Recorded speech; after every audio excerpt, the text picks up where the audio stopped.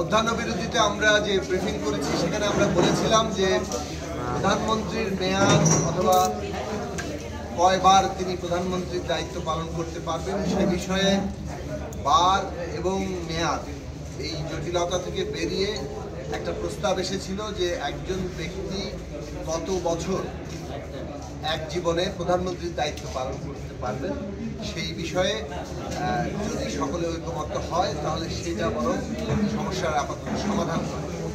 সেই বিষয়ে আমরা মধ্যাহ্ন বিরতির আগেই কিছুটা বিরতি নিয়ে রাজনৈতিক দলগুলো নিজেদের মধ্যে পারস্পরিক আলোচনা করেছে। তার মধ্যে অধিকাংশ রাজনৈতিক দল এক ব্যক্তি সর্বোচ্চ 10 বছর এক জীবনে প্রধানমন্ত্রীর দায়িত্ব পালন করতে পারবেন সেই রকম একটা বিষয়ে ঐকমত্য হয়েছে। 3টি রাজনৈতিক দলের ভিন্ন প্রস্তাব ছিল এবং এ বিষয়ে সর্বশেষে সিদ্ধান্ত হয়েছে দলগুলো তাদের নিজস্ব ফোরামে আলোচনা করে কিংবা পারস্পরিক আলোচনা করে আগামী বুধবার এই বিষয়ে সুনির্দিষ্ট সিদ্ধান্তে পৌঁছাবে। দ্বিতীয় মধ্যাহ্ন বিরতির পরে মূলনীতি নিয়ে আলোচনা হয়েছে। এই বিষয়ে আসলে কোনো ঐকমত্য এখন পর্যন্ত প্রতিষ্ঠিত হয়নি। এই বিষয়ে বিভিন্ন দলের বিভিন্ন রকম অবস্থান আছে এবং আগামী বুধবারে এই বিষয়ে যতটুকু আলোচনা হয়েছে তার একটি সারসংক্ষেপ প্রস্তাব আকারে ঐকমত্য কমিশন আবার উপস্থাপন করবে। তার ভিত্তিতে আবার নতুন করে আলোচনা হবে। আমরা বলেছি 1971 সালে একটা রক্তক্ষয়ী স্বাধীনতা সংগ্রাম মুক্তি সংগ্রামের মধ্য দিয়ে লক্ষ লক্ষ মানুষের আত্মত্যাগের উপর দাঁড়িয়ে এই বাংলাদেশ রাষ্ট্র পত্তন হয়েছে।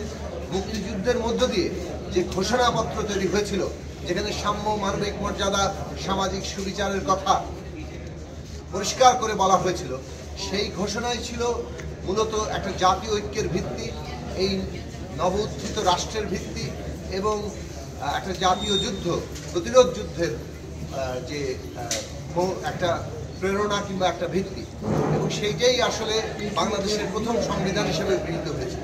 কাজেই বাংলাদেশের গঠনকালে যে মৌলিক ঐক্য তৈরি হচ্ছে তাকে রেখে আমাদের বাকি মূলনীতি বিবেচনা করতে হবে এবং সেই মূলনীতির ক্ষেত্রে কতগুলো প্রশ্নে কোনো রকম আপোষ আমরা করতে মানে বাংলাদেশের জনগণ কিংবা বাংলাদেশের ইতিহাসের পরিপ্রেক্ষিতে কোনো রকম আপোষ গ্রহণ করা উচিত হবে না।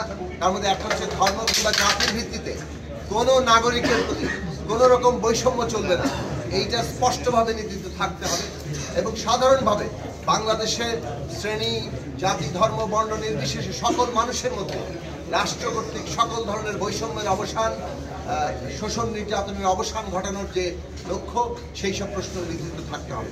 কিন্তু এই সব প্রশ্ন নিয়ে সম্মিলিতভাবে কিভাবে এর উপস্থাপন হবে সেই বিষয়ে বিদ্যমান যে মূলনীতি সেটাই থাকবে নাকি সংযোজন হবে এই বিষয়ে এখন পর্যন্ত কোনো ঐকমত্য হয়নি। আমরা এই বিষয়ে পরবর্তী প্রস্তাবের পরিপ্রেক্ষিতে আমরা আমাদের আলোচনা করব।